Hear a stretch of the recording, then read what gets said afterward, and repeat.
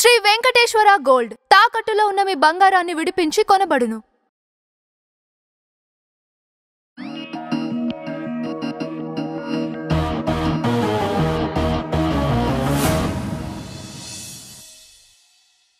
రీసెంట్గా వచ్చిన న్యూస్, సృష్టి వర్మ తను వచ్చేసి డాన్సర్ అండ్ కొరియోగ్రాఫర్ అని చెప్పేసి రీసెంట్గా కొన్ని మనం వార్తలు చూసాం. జానీ మాస్టర్ మీద కేసు పెట్టాం.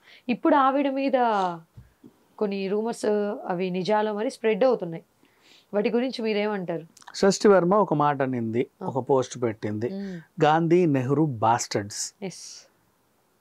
అండ్ ఈ పదం నేను మాట్లాడడం కూడా తప్పే యాక్చువల్గా చెప్పాలంటే. టాపిక్ వచ్చింది కాబట్టి చెప్తున్నా. నెక్స్ట్, పాఠ్య పుస్తకాల్లోంచి కూడా ఈ బాస్టర్డ్స్ పేర్లు తొలగించాలి, పిల్లలకు నేర్పొద్దు అని ఆవిడ అన్నట్టుగా ఒక పోస్ట్ వైరల్ అవుతుంది. ఒకటి చెప్తా విను, సృష్టికి ఈ టైంలో ఇప్పుడు గాంధీ జయంతి లేదు, చిల్డ్రన్స్ డే లేదు, ఇండిపెండెన్స్ డే లేదు, ఏమీ లేదు, ఇష్యూస్ ఏం లేనప్పుడు సృష్టికి లేని పనులు అన్నప్పుడు వీళ్ళ మీద ఎందుకు పడుద్ది? ఓకే. నెక్స్ట్, సృష్టి మాట్లాడాలి అనుకుంటే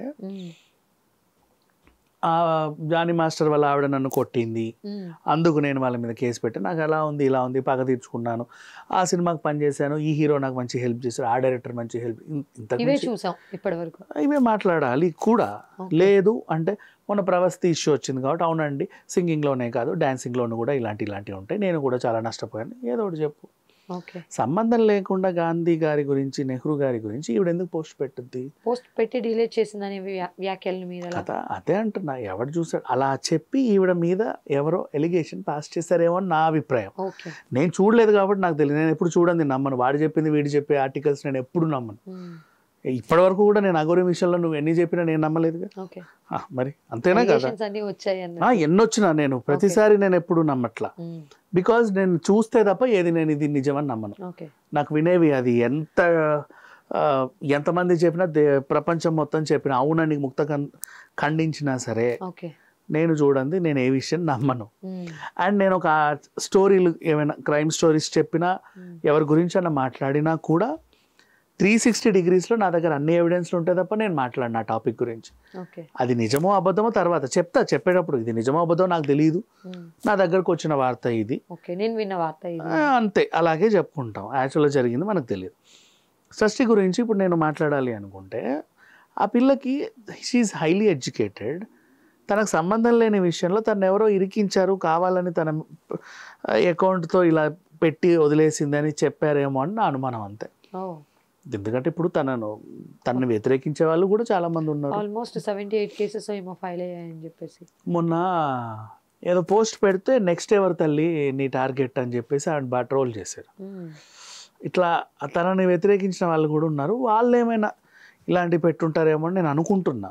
అంటిల్ అండ్ అన్లెస్ పోలీస్ స్టేషన్లో కేసు ఫైల్ అయ్యి అవును సృష్టి వర్మ అకౌంట్ నుంచే ఇది వచ్చింది, అది సృష్టియే ఒకవేళ నిజంగా వచ్చినా అది ఆవిడే పెట్టిందా, ఆవిడ అకౌంట్ ఎవరైనా హ్యాక్ చేసి పెట్టారా, ఇట్లాంటివన్నీ తెలియాలి. ఇన్ని న్యూస్ స్ప్రెడ్ అయ్యేటప్పుడు తను బయటకు వచ్చి నేను పెట్టానని చెప్పేసి ఎలాంటి డిక్లరేషన్ ఇవ్వట్లేదు. ఒకవేళ అకౌంట్ హ్యాక్ అయిందే అనుకుందాం, ఆవిడ చెప్పినా కూడా మనకు రాదుగా, సోషల్ మీడియా ప్లాట్ఫామ్ లేదు అదేంటి నా మీద ఇలాంటి న్యూస్ వైరల్ అవుతుంది అని చెప్పేసి తను దాన్ని వెతికే క్రమంలో ఉండొచ్చు. నెక్స్ట్ ఎక్కడైనా అవుట్డోర్ షూటింగ్లో ఉందేమో తనకి ఇంకా తెలుసో తెలియదు. టైంకి పిల్ల అవుట్డోర్ షూట్లో ఉంటుంది, అక్కడ సిగ్నల్స్ ఉండవు, ఈ టైంకే మనం ఇలాంటి రూమర్ స్ప్రెడ్ చేద్దామని కూడా ఏమైనా చేయొచ్చు. ఎన్ని రకాలుగా ఆలోచించిన నేను అది చూడలేదు. ఆవిడ పెట్టడం తన అకౌంట్లు నేను మొత్తం చూసా నిన్న, ఎక్కడ కనబడలా. పెట్టి డిలీట్ చేసింది, అన్నోడు కూడా ఏం పెట్టింది ఏం డిలీట్ చేసింది అనేది వాడు స్క్రీన్ షాట్లు పెట్టాలా. వార్త వచ్చేస్తుంది సృష్టి వర్మ మీద కేసు నమోదు, దేశద్రోహం కేసు, ఇలా అనిందంట అలా అనిందంట. చెడు వార్తలు అంటే తప్పుడు వార్తలు వైరల్ చేయడం చాలా తేలిక. మరి అంటిల్ అండ్ అన్లెస్ ఆ పిల్ల ఖండించేంత వరకు I can't speak on this.